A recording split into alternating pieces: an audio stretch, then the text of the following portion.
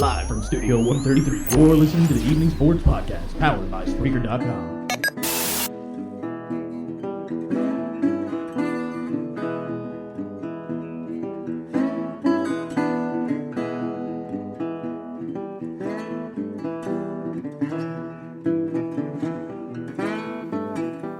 And welcome into the Evening Sports Podcast, powered by Spreaker.com, live from Studio 133. This is your host, Austin Sylvie. This is episode 9 of the ES Podcast. Thank you for tuning in. Thank you for listening. Tonight, I'm going to get into all the interviews I got from the ACC Coastal coaches and players on day 2 of ACC kickoff, which was yesterday, Thursday, July 18th. I wasn't able to put them up last night, ran into some technical difficulties, got that all worked out, got it figured out, at least I think. So, but what I'm going to do, I'm going to break this down into 2 separate episodes because I got a pretty significant number of interviews, I think about 8 or 9, but some of them are a bit lengthy, anywhere from 20 to 30 minutes, so it'll eat up too much time, it'll be too much, trying to file through if you're wanting to find a certain guy you want to hear from. So I'm just going to break it down. And in this episode, this is episode 9.1, I guess I should say, you're going to be hearing from Quentin Harris, quarterback from Duke, Reggie Floyd, safety from Virginia Tech, Justin Fuente, the head coach at Virginia Tech, and you're also going to hear from Geoff Collins, head coach at Georgia Tech. So you're going to hear from those 4 guys in this episode. And then the next one you'll hear from Shaq Quarterman, linebacker at Miami, KJ Osborne, wide receiver at Miami, Bryce Hall and Bryce Perkins, cornerback and quarterback respectively at Virginia, and then Mack Brown, head coach at North Carolina. Those will all be in episode 9.2. So first things first, we're going to hear from Quentin Harris, quarterback at Duke, and what he had to say at ACC kickoff day 2. All right, well, you're many years into the program. Is it a lot easier to step to the forefront, being in that position than, say, being a sophomore or something like that?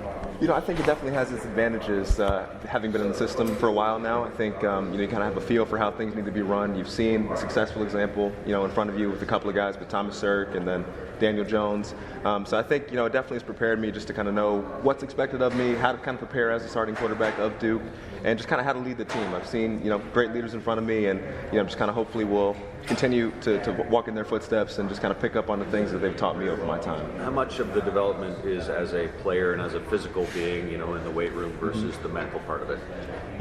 We've had an emphasis on, physical strength and physical, discipline and conditioning kind of since my freshman year. So I believe, those values were instilled in me at a pretty early stage, and that's something I've continued to do throughout my time at Duke.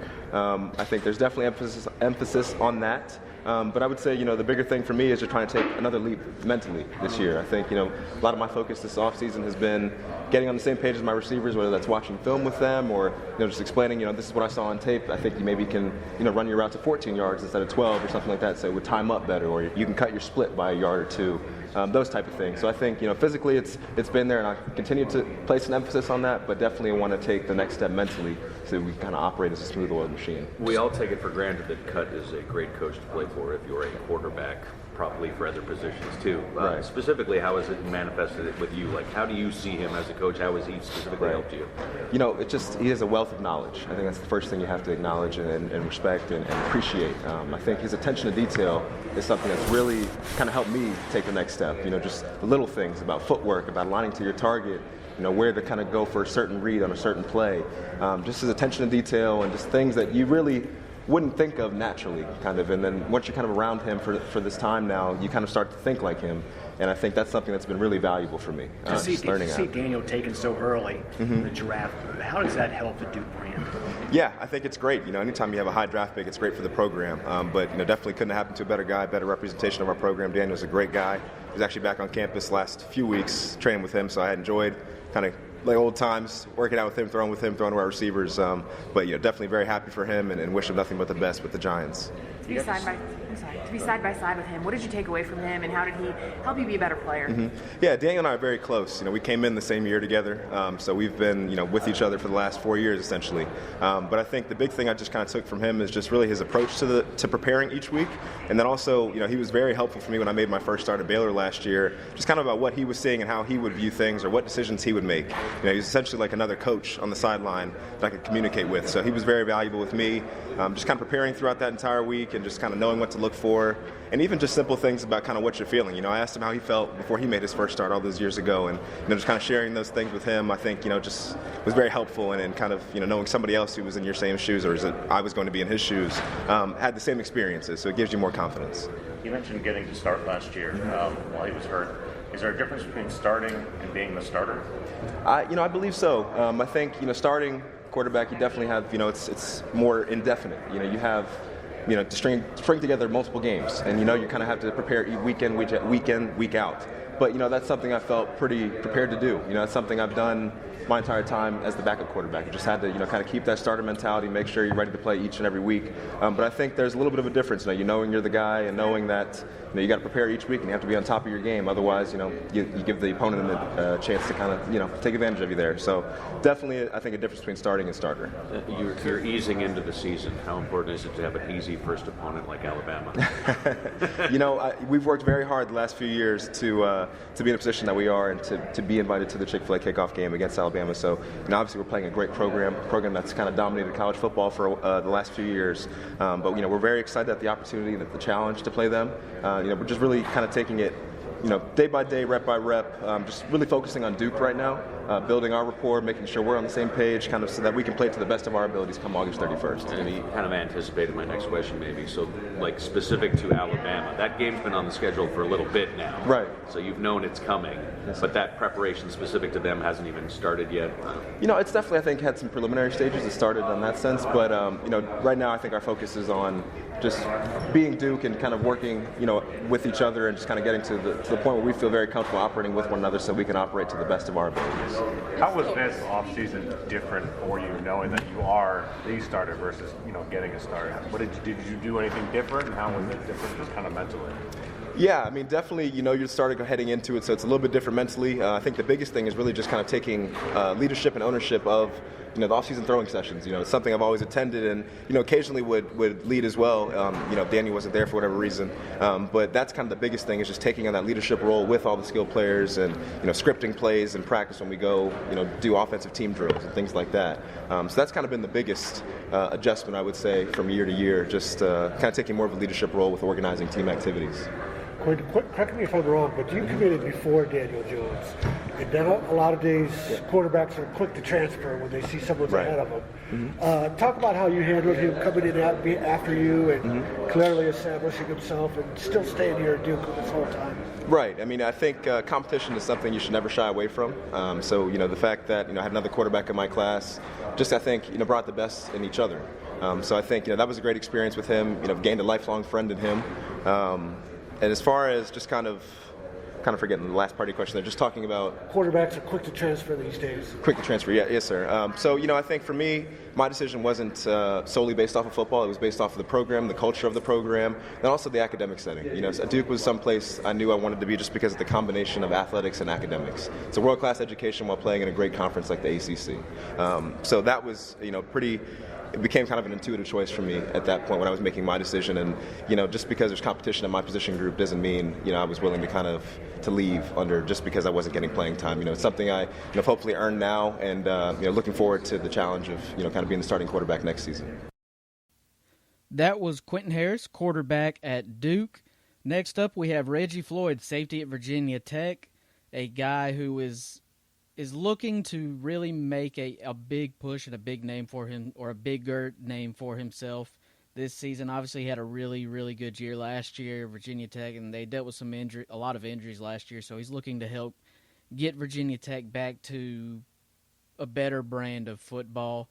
He carried the lunch pail around with him all day, carried it on stage, and really look forward to seeing him play. Obviously, he had a really good year last year, so we'll see what he brings to the table this year, but Here's the audio from Reggie Floyd of Virginia Tech at ACC Kickoff Day 2. It means everything. It's really like your heart that's in your body. It keeps beating. It's something that stays with you for the rest of your life. Once you get there, it's really a dog mentality thing. Just have it with you and make sure that every time you go somewhere that you bring something back with you inside the pail, whether it's a piece of cloth from the other team or it's the grass, anything. Just make sure you have something to bring back. It looks like they still have a foundation named after it as well. It looks like they use that mentality in the community. Really has become a part of Virginia Tech culture. Yeah, it's everywhere. Like I said earlier, this isn't something that's just for the football team. Everyone that's in Blacksburg or in Roanoke or Christiansburg, they all know about the lunch pail D and the lunch pail and the meaning of it. So are you like the permanent guy now this season, or do you share it? Or right now, I've been the one carrying it, but as we went on in summer workouts, everyone has had a chance. Whoever's been having a great week, they'll give it to somebody. So like Jermaine Waller had it at one point, Javon Quentin had it at one point, Dax had it at one point, and now it's going along everybody. So hopefully the goal is to have everyone touch it at least one time. So that means everybody's actually doing what they have to do. At the end of the day, do you take it home and keep it, or do you put it? Oh no, it stays in the locker room. You keep it in your locker and just come back to work and see it. What are some ways you would describe the mood this offseason? Angry, hungry, excited? Give us some adjectives, man. Shoot, all of them. Angry, exciting, eager. Everybody just can't wait for this season to come because, like I said, it didn't turn out how we wanted it last year, and we're just prepared to show everybody that this is the real Virginia Tech defense and offense that you've been waiting to see. You got all these good receivers, you got 2 good tight ends. Do you think you go against them in practice, they're going to be matchup kind of nightmares for opposing teams? Definitely. James Mitchell, Dalton Keene. Dalton's been battling a little injuries, but now he's fully back and coming every day to work, giving me some kind of crazy routes, him and James Mitchell. But they're very talented guys. Coming in next year, it's going to be a tough matchup if I feel like any tight end tries to cover them. Any linebacker tries to cover them as a tight end. I don't think it's going to work out in their favor. What about those receivers, guys like Trey Turner, Damon? Yeah, Trey, Phil, Dame, Hezzy, all those guys, they're very explosive. Their IQ with the game is ridiculous now. They've learned everything that they need to know and, of course, can improve on anything and everything, but they're looking really, really good right now. Reggie, how often did you sense last year, just given all the youth and inexperience, that there was confusion on the defensive side? Oh, you can see it. Like, if you watch a couple of games, you can see it that it was miscommunication of some things, coverage, somebody will be wide open, that's not supposed to happen. It was just little small things that people were overthinking that were on the field, and of course that comes with time. And the speed of the game is totally different. We had a lot of guys just coming fresh out of high school and then coming to the college level and just trying to play. So once everything's moving so fast out of them, it was just like kind of overwhelming. But now I feel like everybody's set and they're ready for everything to come at them. Yeah, is that the biggest reason for optimism defensively that you think, or is biggest there another reason. one? No, I feel like that's the biggest reason right there. Reggie, describe Coach Fuente's mentality. I mean, he seemed kind of like an easygoing dude, but we also kind of get the vibe that he was a little ticked off. Yeah, of course. In the media and everybody sees Coach Fuente, it's going to be a happy face. But when we're behind closed doors and we're on that field, you can see that he's that true competitor and he's ready to fight anyone who comes his way to try to stop his team or his players. So that's the best thing about him. He's a competitor. One thing Dalton said is it wasn't just you guys that were upset about how last year went down. What did you see from Coach? From every coach, from my position coach to every other position coach, you just would see them in the film room every day, no matter what. I want to say 2 in the morning after games, they're still in there. They're uploading film and getting on and making sure that we're getting right for the next week to fix every little small mistake that we had. And just to see them up there in the crazy times and crazy hours while we're sleeping and still doing that, it just shows a lot of how they feel that they can improve everything that's going on with us. With your dominance over Virginia, do you still look at that game annually as a rivalry game? Of course. That's always going to be a rivalry game. We're both teams in Virginia, and we're just trying to make sure that everybody knows who's the best one is, and we go at it every year. How much pride do you take in that dominance that your school has had over them? I take all the pride in that. It's the best game of the season, no matter what. We can be in a championship game, but that rivalry game is something special every year. I know you guys have turned the page from last year, but that Old Dominion loss in Norfolk, I think hurt a whole lot of people and obviously, miffed you guys. How do you look back on that and knowing you get them again for the home opener this year? Looking back on that game, it was just a lot of miscommunication. That was the main thing. We didn't execute our jobs, and sometimes it was to the point where we weren't really listening to some of the coaches. So that was just, whenever that happens, it's never going to work out or turn in your favor. So now that we had that happen to us, we're ready for anything. I feel like that was a really big wake-up call for all the players on the team. That was Reggie Floyd, safety at Virginia Tech. Had some interesting things to say, of course, and like I said, really looking forward to watching him play this year. Think he has a lot to offer, and I think he has a chance to make preseason first-team All-ACC. Not sure if he will or not, but we won't find that out until early next week. So stay tuned and look forward to that. Next up, we have Virginia Tech head coach Justin Fuente, who, before he took the podium in the breakout session, the first thing he said was, now I can't even remember exactly what he said. That was a total letdown for y'all and for me. I apologize. Oh, it was like a Tigers. That was what it was. He said Tigers falling apart. And obviously, if you were following on social media and all day, he was very adamant about trying to watch the Open that was going on. So he was talking about Tiger Woods, and apparently Tiger Woods didn't have a very good first day, in case you missed it. But anyways, enough rambling. Here's Justin Fuente, head coach of Virginia Tech at ACC Kickoff. Tigers falling apart.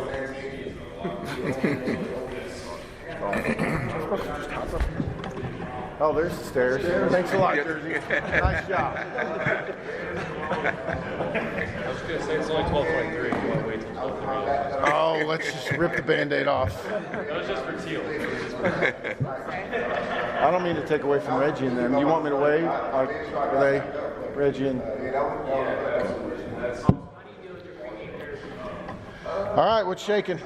Justin, Reggie talked about some miscommunication last year. What steps are you kind of taking to clean that up and make sure that there is better communication this year?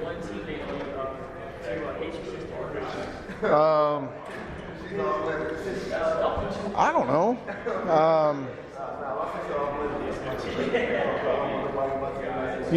Like, the thing that's awesome about Reg is you can bring him in and sit down and say anything you want, and you say anything back, and it's an adult conversation, So, I don't know. Every year we look at what we're doing and how we're doing things. This year's no exception to that.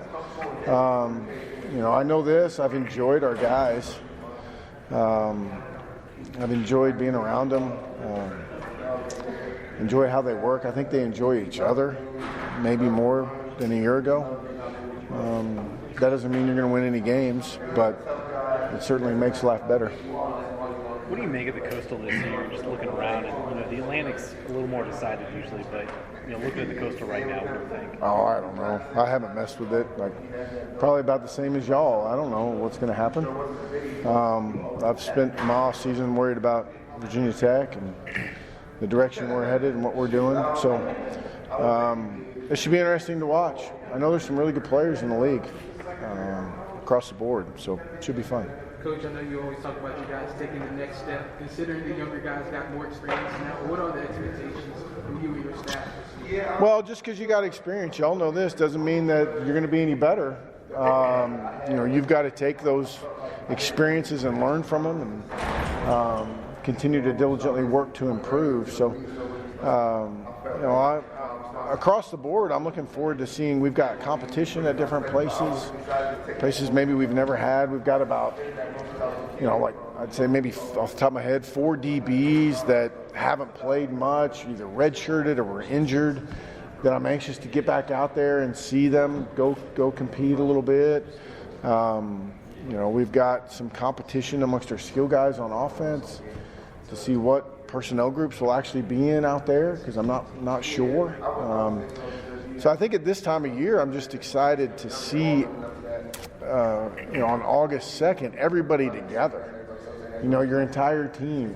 Hopefully by then I'll know who's eligible and who's not. Who can we play with, who can't we play with, and start to formulate what we think it might look like. You mentioned those DBs. Have you got any medical update on Webb? Is he Cleared. Fully cleared? Cleared as of, I think, yesterday. I believe it was yesterday. No injuries on the first day, then, like last year.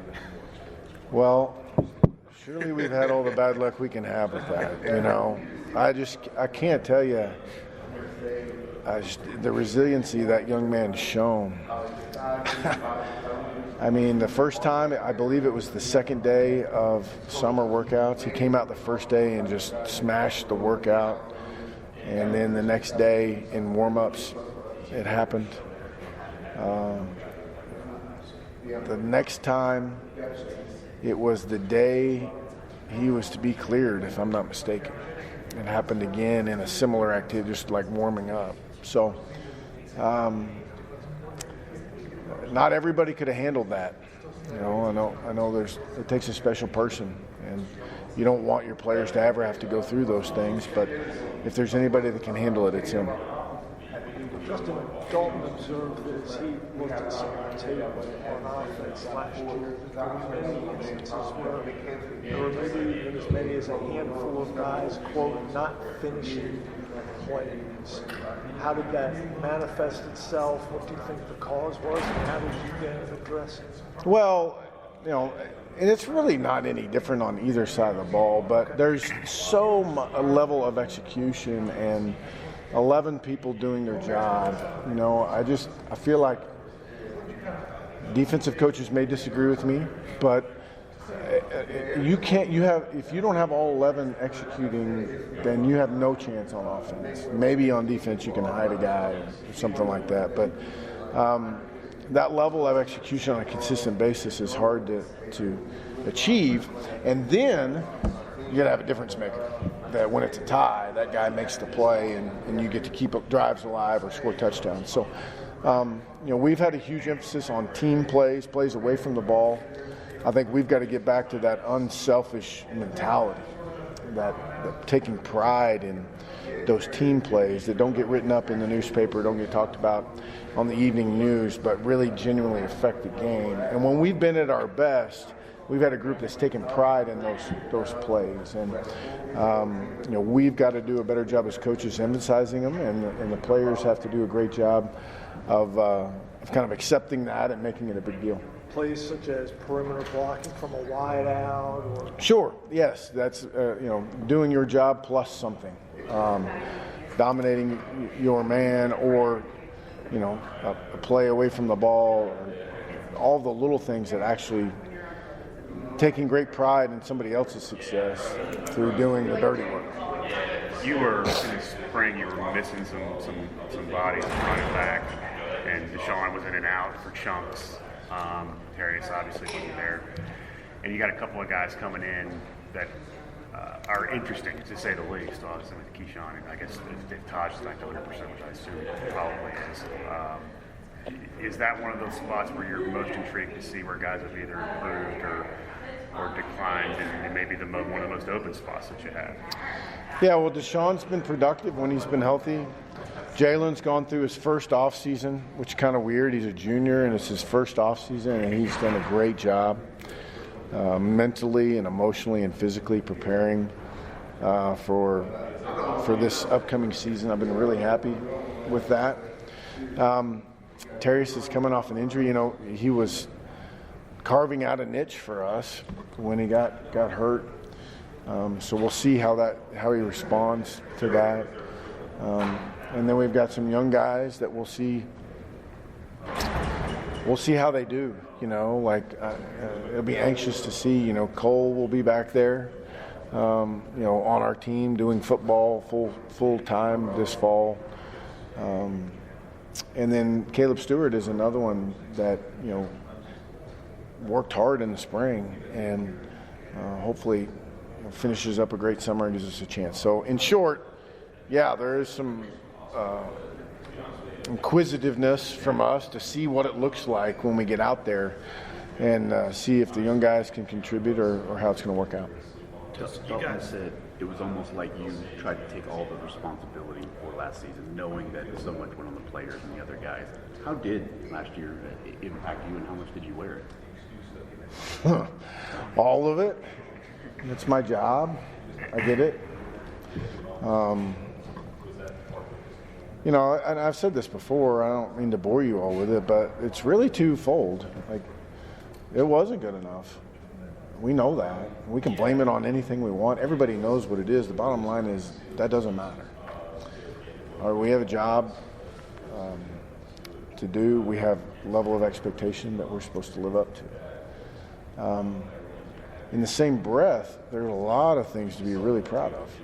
You know, I mean, I'm not sure I've ever seen a group go through as much and continue to battle as hard as our kids did. Now, what are we going to do? Are we going to learn from those experiences? We're going to continue to draw together and go see how good a group we can actually be.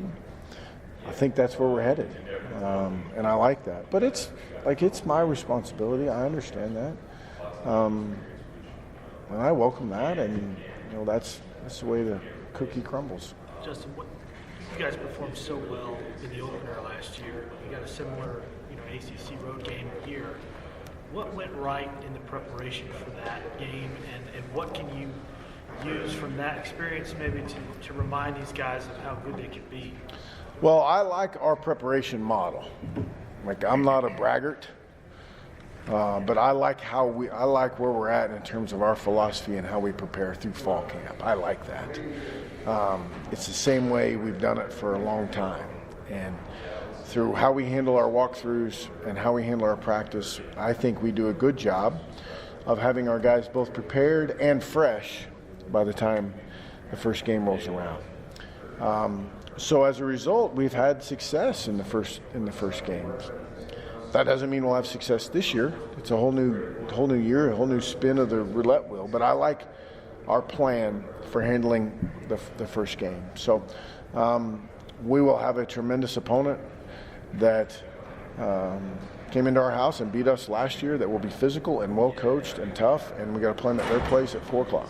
And it's a great opportunity for us to use that in our preparation and get ready to try and give them a game. Coach, I wanted to ask about Colbeck. How would you evaluate how he handled being a two-sport athlete and coming off a successful track season? Do you think that's going to lead to some success on the gridiron? Well, I mean, there is some correlation between track and football, just from the speed level, but not a lot. Not as much as maybe everybody may think. So we'll see. Like, I want Cole to be a contributor. I've talked to him. I want him to block a punt and return a kickoff and work on playing tailback. And we'll see how it goes. I don't have a great feel for what it's going to look like. He was not just a two-sport athlete last year, but he was primarily a track guy last year. And so we'll see how the football part goes this fall. But in terms of the demand of being a two-sport athlete and being a student, how would you say that? He's done a good job. I mean, it's hard to do your first year. It's challenging academically, but he did a good job splitting his time, and as his career continues to go, we continue to see, what it is that how he wants to handle all of that. Punt returner? No. Like, we're working guys in the summer. Guys are working in the summer. I'm not working them. They're working in the summer, and then we'll see. It's still as wide open as you kind of joked about it in the spring. Try on anybody and everybody. Yeah, I would say the status quo. Three times last season, Carolina, UVA, Cincinnati. Your offense had the ball at the end of the game and had to do something. The game hinged on what they did. What, if anything, did you learn about Ryan in those three circumstances? Two successes and one that didn't work out. Yeah, that's a good. Honestly, that's a good question. That was an interesting. All three were unique scenarios. The thing about the North Carolina one was it didn't start out as an end-of-game scenario. We got the ball with 6.5 minutes left, and the next thing you know, you're like, this is the last drive of the game. And then the Virginia one, was probably most similar to the Cincinnati. But we did make some plays. I think the key to the quarterback in those situations, in my opinion, you got to make plays, but you got to be able to stick to your fundamentals through all that craziness. And when people are on the edge of their seat and the place is going crazy, you have got to slow down and stick with what you've been taught on the first day of fall camp. At times Ryan did that, at times he didn't. So he's certainly capable of making those plays. But I think for him, it comes down to can we be disciplined enough emotionally to handle the situation, to not have the situation dictate our execution. The fourth down conversion to Chapel Hill, does that stick in your mind? Oh, there's a lot of things about that particular game that stick in my mind. That was a big play. The catch that Steven made, I think it was on third down on the wheel route into the boundary. And there's not a lot of big, strong guys that could turn their hips like that and catch that ball. The post corner we threw to Damon to get the ball off the goal line, that was a big completion. And the fact that, and I love him to death, that Javon Quillen tripped and didn't recover. I thought he was going to went from him recovering the fumble and scoring to us getting it on the -1 yard line. But I don't know. We can all laugh about it now because it worked. It turned out well. Did you, as a quarterback, ever have at the high school or collegiate level, ever get the ball with 2-3 minutes to go, have to produce? And if so, what happened? Yeah. Do I have to tell you what happened? Can I just tell you it all worked out great? Are you going to check it out? Are you going to fact check me? Check it out. To my knowledge, in all seriousness, I do remember it once. At Oklahoma, I don't remember that. In Murray, I do, for the conference championship my junior year. And we needed a field goal to, I think, win the game. And we drove down there, and I can't remember how long the field goal was, maybe 35 yards or something like that. We drove down there from our own end and lined up to kick the field goal, and they blocked it. It was disappointing. But, I think about that, or I used to think about that drive. And, towards the end, when we stalled out is what I think about. I can't even remember what happened to get the ball down there, but there's a couple times when it stalled out where I could have made a couple little better decisions that maybe would have shortened the field goal or let us get a touchdown. But that's really the one that I remember the most. It was for the conference championship. The next year we played the same team, and they drove down and made their field goal to win the conference championship, both in 2 high-scoring games. So, who was that? Tennessee State, and they were talented, boy. Woo. They had some dudes. Justin, you said in there in the podium that in your tenure here, you've never been as excited looking forward to a season. Why is that? Oh, I just know what we've been doing over the last 3 years, what we've been cultivating, what we've been recruiting, the character that we have on our team, the mindset that we've got. So I get to see it all the time. So I couldn't be more excited about, and not just this year or the schedule or whatever, but just really the foundation of what we've got right now, I think is got a chance to be pretty special. With only 4 seniors on the team after having only 6 last year, have you ever gone through a stretch where you had that lack of numbers in your senior class before, and how to maybe you do anything different to cultivate leadership, so to speak? No, I've never seen it before. A little bit of an interesting byproduct of the times we're in between early entry NFL guys. Those numbers have never been higher. And then some of the graduate school transfer stuff. So no, I haven't seen it before. As far as what we do, you don't sit around and wait to try and cultivate leadership. you got to push those guys forward, and they don't really have a problem with it. I don't think, like those guys, they don't really care if it says junior or senior in the program. They know they've earned those opportunities and to go ahead and speak up or to be leaders. Without House, without a real proven pass rush guy, how concerning does that get for you in August? I mean, it's something that can be developed, obviously, but you just don't have a guy that stands out as that's the guy. Yeah, we'll be fine. In regards to House, those three guys, it's pretty simple.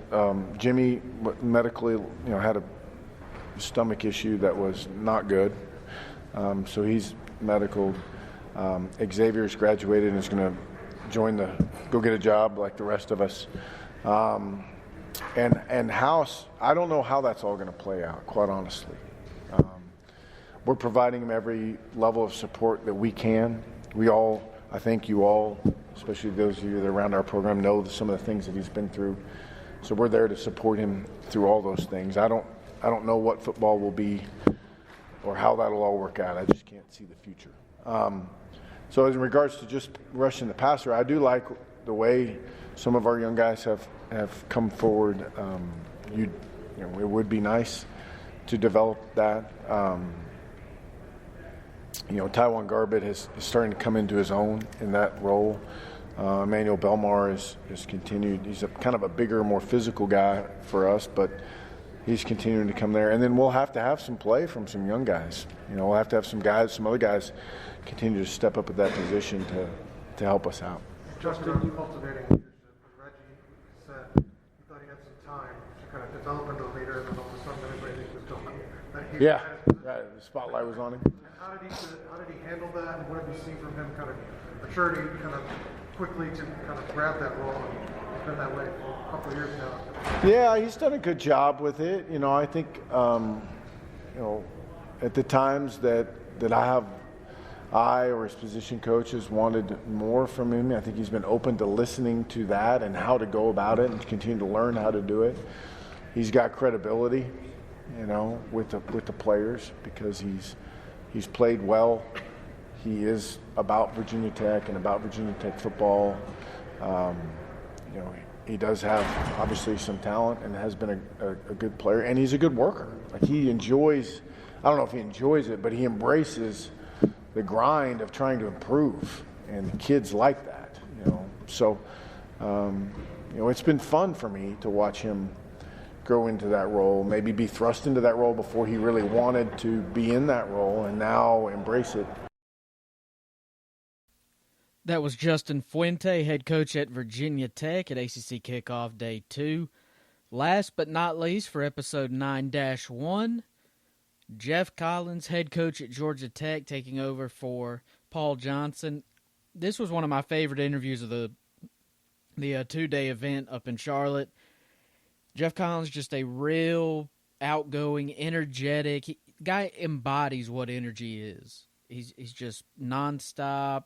He's motivated, and he's a fun guy to listen to and hear what he has to say. I don't know how he's going to work out as a coach there. I don't know how Georgia Tech's going to develop and how they're going to be over the next couple of years, however long he's there. But regardless, I like having Geoff Collins at ACC Media Day, so hopefully it'll be long enough, as long as I'm covering the ACC and Clemson and all, that I can, anytime I go that he's there, I'll be sure to get interview audio from him. He's a lot of fun to hear.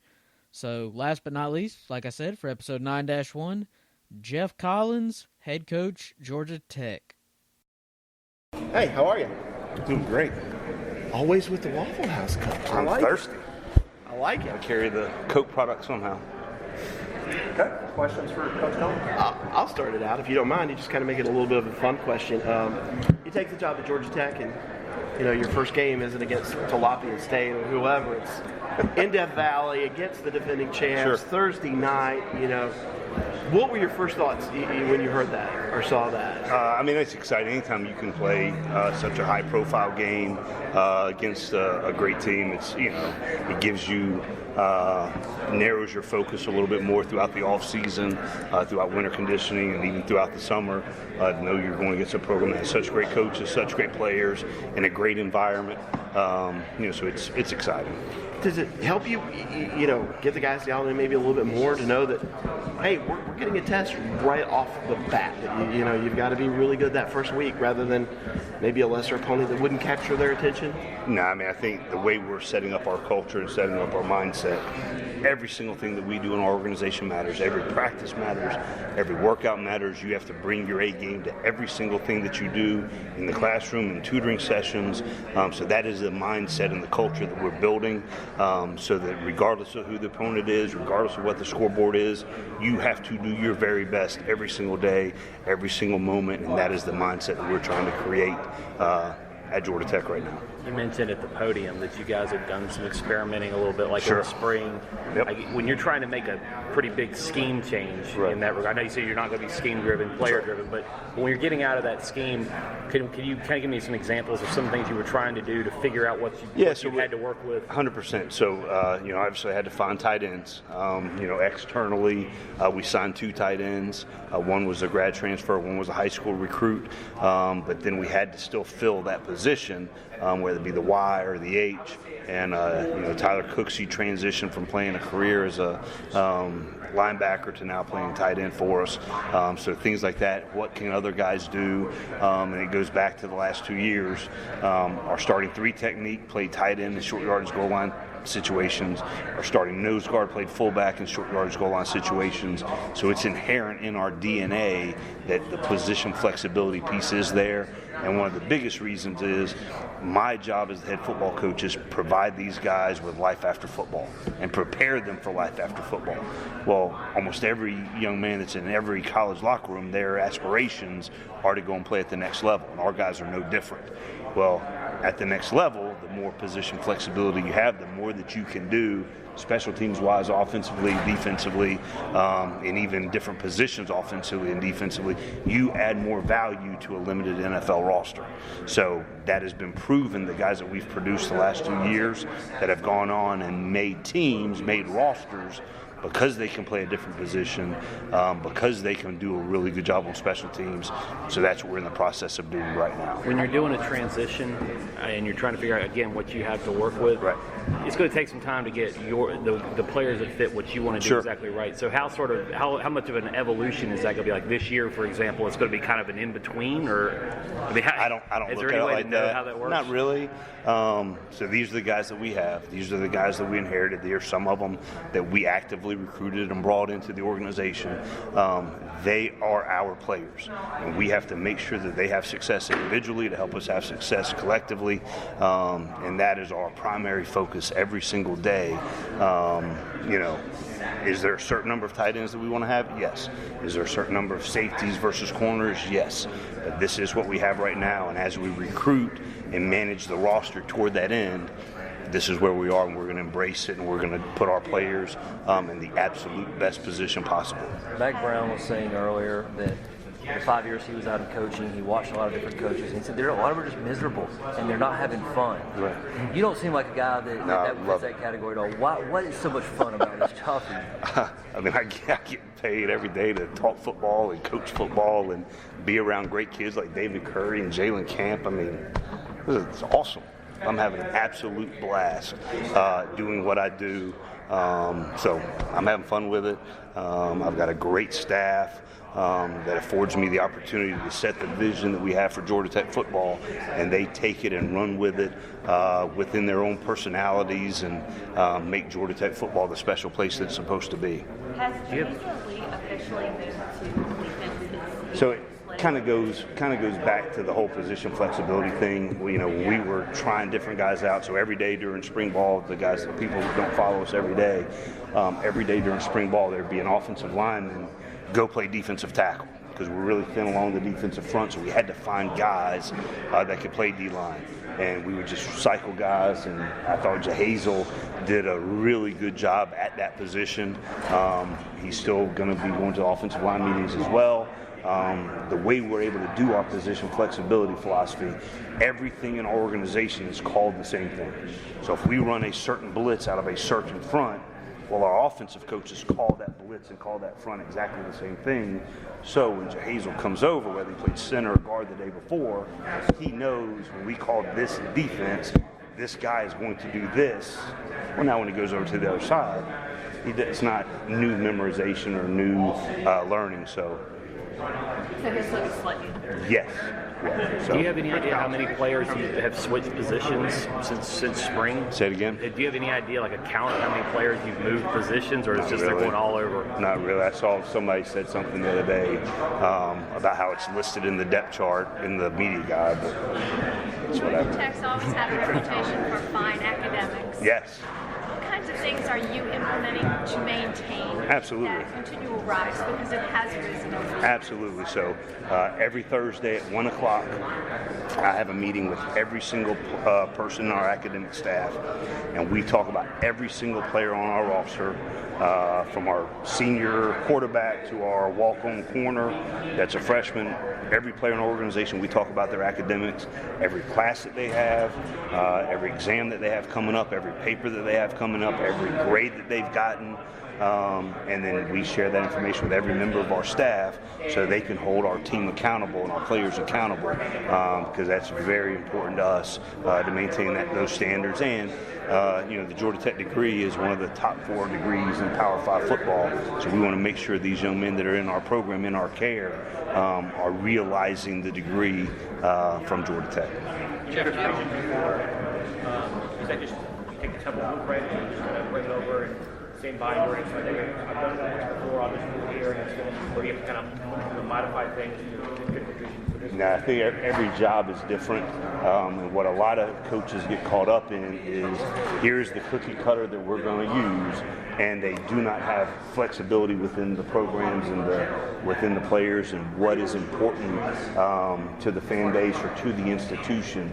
And I think we've done a really good job at the previous place that we were at, embracing the things that made that place special, enhancing it, showing it off to recruits, to the fan base. I thought we did a really nice job with that, and the success on the field and the NFL draft showed from that experience. And now we're coming in figuring out what is going to work here and how to maximize what the Georgia Tech experience is for our guys and to make our brand and our style of play here in the ACC very, very, very special. Coach Collins, talk about your time in Philadelphia. I talked to you. Sure. Had a great time.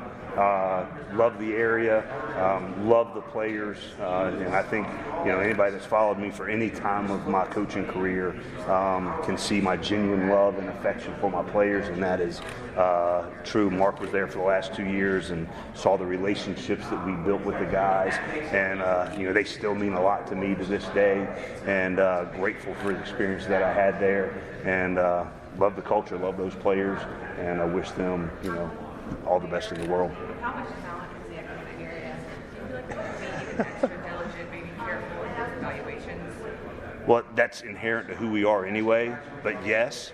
The big thing is, so our 5-hour radius is probably one of the best 5-hour radiuses, if that's a word, in college football and in high school recruiting.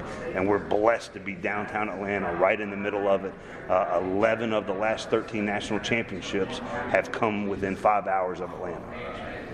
And a lot of that is probably a byproduct of the great high school coaching, the great high school players that have been developed in that area. And we're just blessed to be in the middle of it. And you see us talk about hashtag 404 the culture. We're embracing being in Atlanta, being in the 404 area code, and all the things that emanate from our great city. We're embracing it, and it's resonating with the recruits and the fan base and all those kind of things. And we're in conversations recruiting-wise that we're supposed to be in.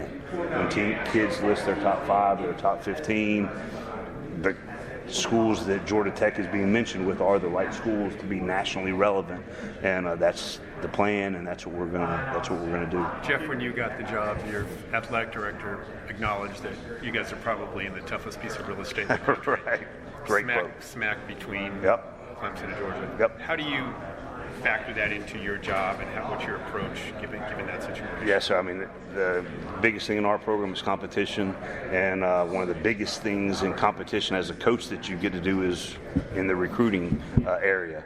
And so I enjoy going into the living rooms, and I enjoy talking about the greatness that is going to be Georgia Tech and the educational piece, and so we're not going to back down from anybody in recruiting, because we think we have something so special to sell, and that we think that young men that are being recruited should consider Georgia Tech as a destination spot moving forward. So that's the exciting piece to me. Is it a tough sell? Like if somebody's also considering that school in Athens, or someone's considering Clemson? No, I mean, so what's tough about living in Atlanta? It's one of the greatest cities in the Southeast in particular. What's difficult to sell about being a top 4 education? That's not a tough sell. All of those things, the history, tradition, the great players that have come through this great institution, I don't think those are tough sells at all. I think those are things that should make young men want to be a part of it. And then when they get a glimpse of our culture, how hard we work, but how much fun we have while we're working that hard, I think those kind of things resonate with high school recruits. They resonate with the fan base and make people want to be a part of the things that we've got going. It's an exciting time. You talk a lot about trying to make this program a top 10 program currently. What's the biggest obstacle right now to that goal of being a top 10 program? Just the biggest thing is we're just building the culture and the developmental piece, and then the recruiting continually to evolve. I think we've got arguably the greatest strength coach in college football, Luke Coralla, and he's done a great job. I mean, he's been sending me, they're doing the end of the summer before and after pictures, and the gains that our young men have made because of how hard they work and how much they're buying into the program and really giving an unbelievable effort to get better every single day. When we tested in January, there were only 7 players that were able to bench 225 over 20 times. They did it the other day, and there was over 32. So just what he's done, started with 7 players, and so now it's up to 32, and it's going to keep getting better and better. But just the development and the culture in the locker room, the way these guys compete, the way they attack everything, they work really, really hard, but they have a lot of fun doing it. And I think that's a byproduct of the relationships that they have with our assistant coaches. You'll see the videos of us working out in the off season, and there's Marco Coleman right in the middle of it flipping tires. There's Andrew Thacker doing mat drills. So we're totally invested in the development of our players. If you have a little fun while you're doing that, that's okay. And yes, because of the changes you're making, you do have to sell the current players on. So we have to take a step back, and we're going to take a step forward. That it's going to take a few years to get the offense and the adjustment where they want it, I guess. So kind of back to the conversation about developing to play at the next level. The scheme that we're in now prepares our guys to play at the next level. The formations, the reads, the running plays, the pass schemes that we use prepare our guys to play on the next level. So Jalen Camp, one of our receivers, is going to be a senior. Now he gets to show what he can do for the next level. So he's going to have individual success as a byproduct of what we do schematically. Same thing defensively. Our defense is an NFL-based scheme. Probably 31 of the 32 NFL teams run some kind of middle field close coverage as their predominant base defense.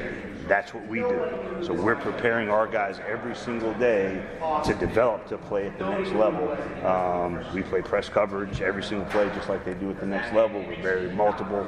So offensively and defensively, when teams come to scout us, they can see our guys doing the things that they're going to need to do on Sundays.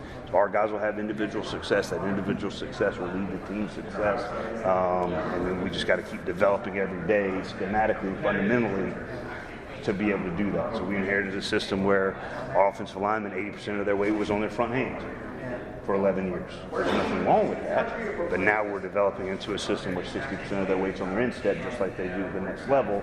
So that learning curve probably for the organization has been most felt along the offensive line.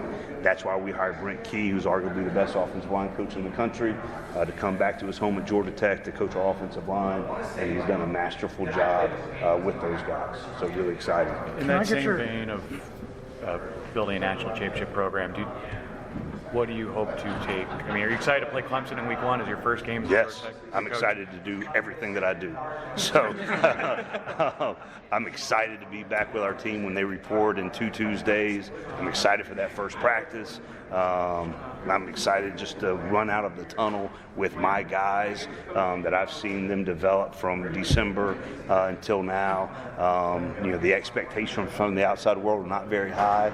That's okay. They don't know what these young men have done, what these young men have invested in this program, and I'm just excited to be out there and take the field with these guys and go to battle with them. When you look at that program, as obviously a standard bearer for this league the last 4 years and nationally too, what do you hope to, I don't want to say take away because one day you want to be at that level, but I mean, what do you see that they do that can be replicated or that Georgia Tech can do one day? And so really, I don't want to be trite, but for 7-8 months, all I've worried about is Georgia Tech football and figuring out what is the best way for us to become a great program.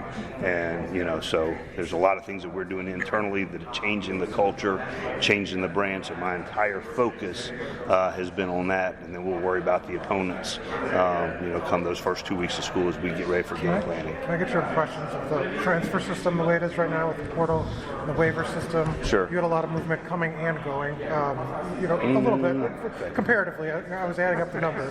But just what are your thoughts on kind of the system the way it is right now this year? Yes, whatever's best for the student athlete. What we try to do in our program is to create a locker room and to create a culture that every single player that's in our care feels like they're getting better, is excited to come to work every day, feels like they're earning a meaningful degree and getting support toward that end, being able to play at a high level of college football under some great coaches. That's what we try to establish every single day.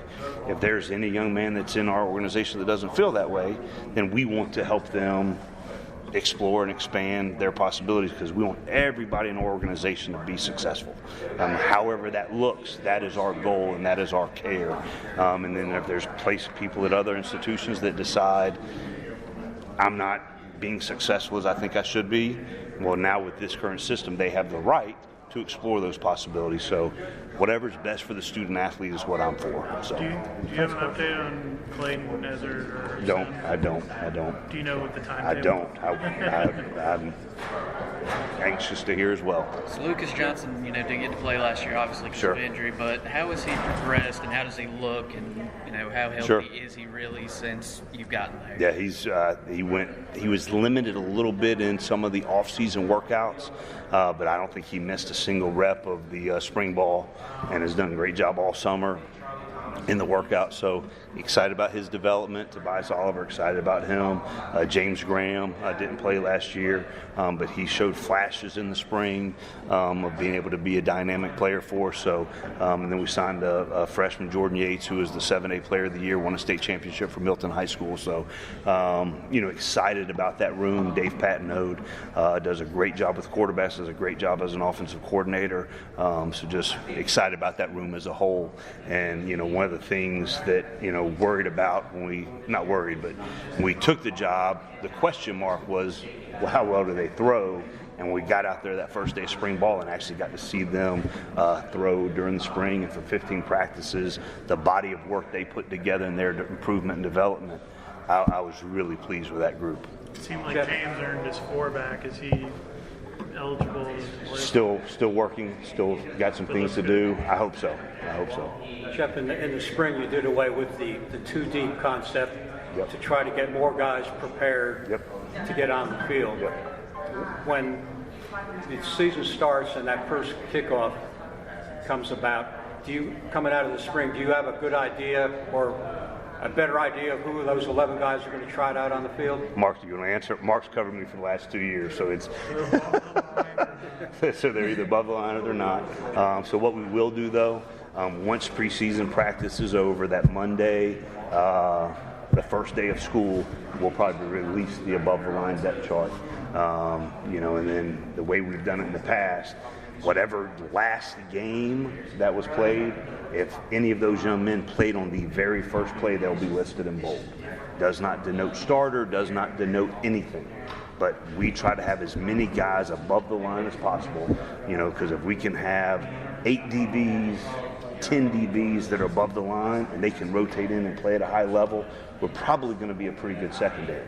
If we have to play 4 DBs every single snap of every single game, then it's so be it. Yes, so we want to have as many guys being able to play. I don't believe in naming starters. I don't believe in naming backups. And Mark's heard this before, but the second you get labeled as a backup, you start preparing as a backup, you start practicing like a backup. But if you know that you're going to play and get meaningful reps because of your preparation and because of how well you do in practice, well, you're going to practice like a starter. You're going to prepare like a starter.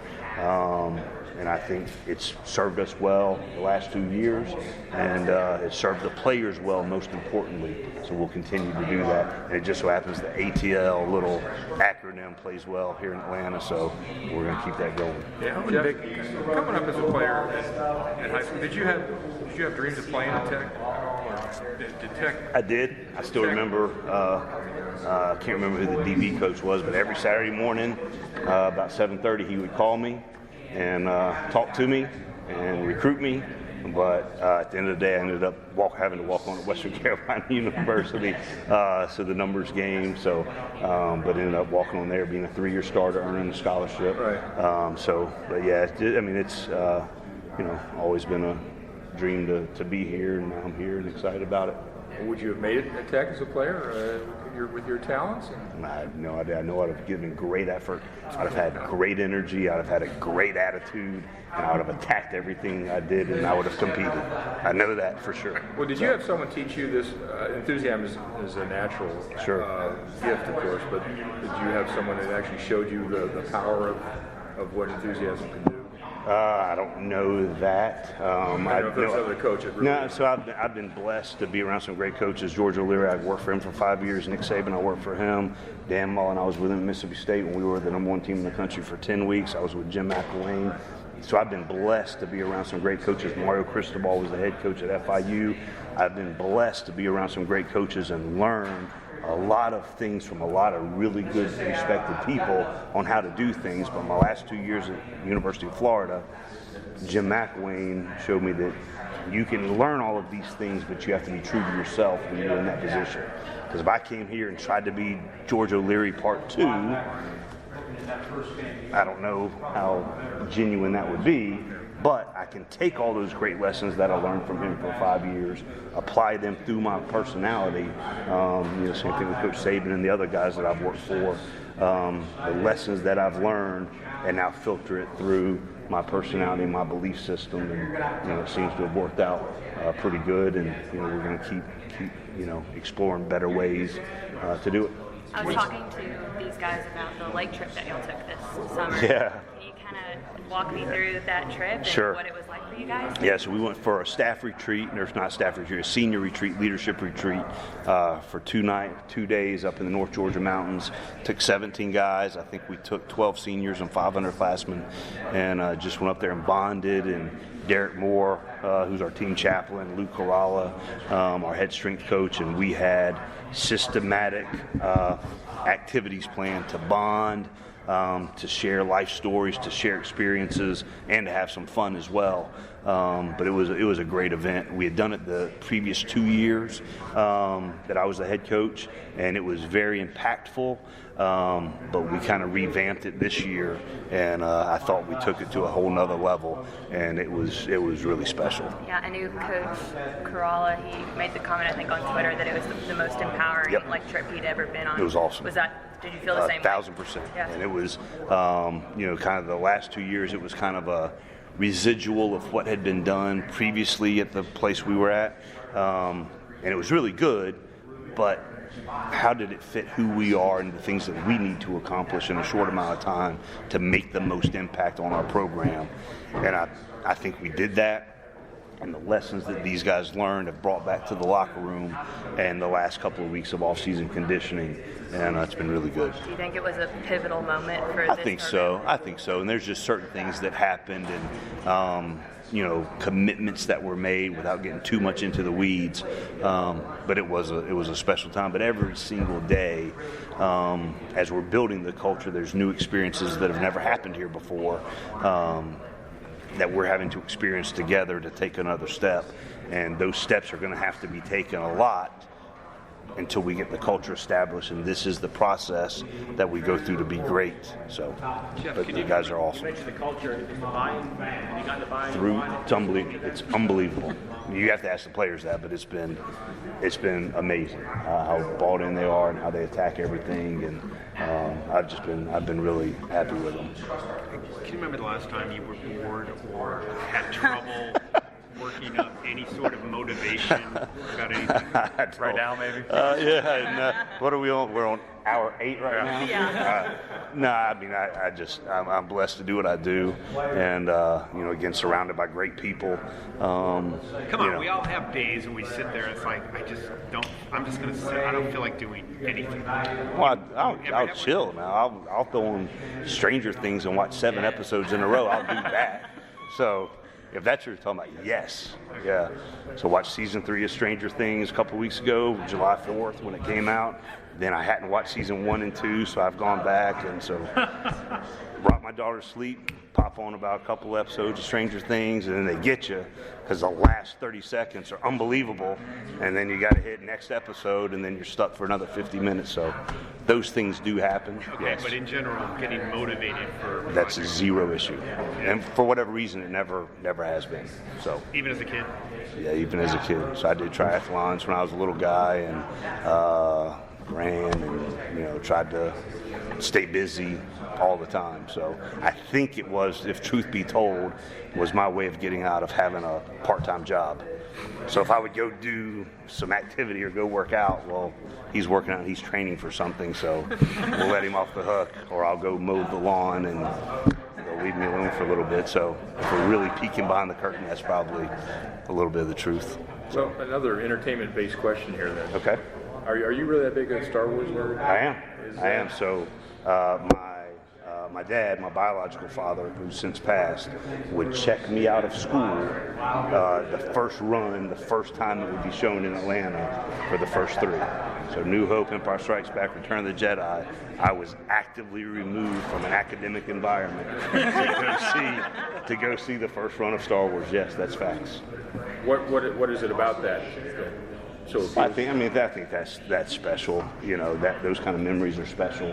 But then I do genuinely like, those episodes. The next 3 were whatever. Yeah. But then they've made another. Make 3 of the next 4 have been good again. I won't mention the 4th, but. Are you more the Obi-Wan or the Yoda of this organization, or were you? I don't know. Yeah. I don't know. I don't know if there's a character you identify with. I do. I don't know if that plays well. No. Darth Vader. That's a bad dude, man. Yeah. There's a little Yoda in there, a little Obi-Wan. Yes, whatever. So, I like how this conversation's turning. You have to wait to the end to throw out the non-football related stuff. Coach only has time for about one more. So. What do you do?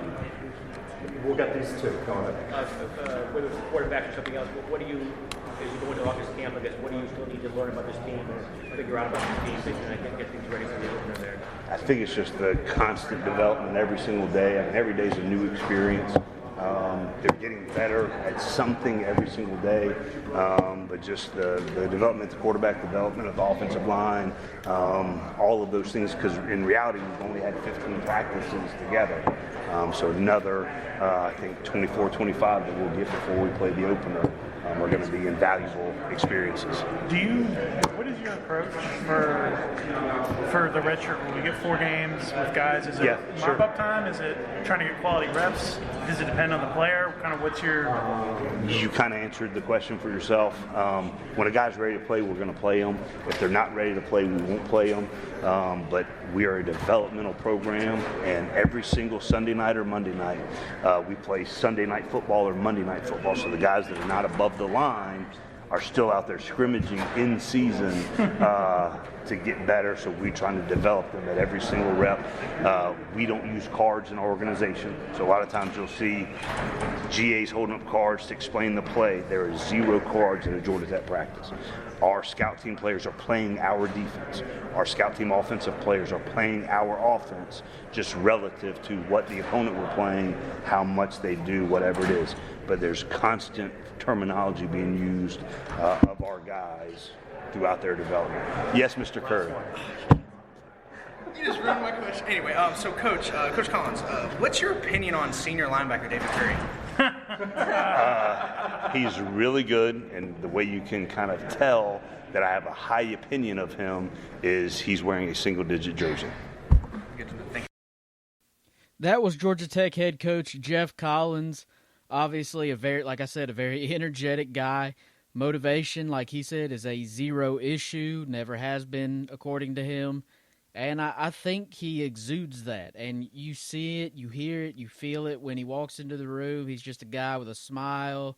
He walks confidently, if that makes any sense. But obviously, I think he has a great personality. He has a really good understanding of what branding means to football programs. He knows how to grasp that, or he has a good grasp of that, knows how to make it work. And my favorite thing is the way he views the depth chart, the ATL above the line. It works perfectly, obviously, for being also in Atlanta, which is the ATL. And above the line, in case you don't know, he doesn't use depth charts. That's not what Geoff Collins does. He doesn't use depth charts. He has a system that he is, and I'm trying to word it the best I can. I can't remember word for word. But you have to be above the line. It means you're performing in practice. You have the ability, the talent. They see you working. They see the effort. And basically, when you get above the line, you've earned the right to play. He doesn't do starting lineups necessarily. I mean, obviously, you got to start a certain 11 guys, but it'll be based on different aspects of who the opponent is, or whatever, this, that, and the other.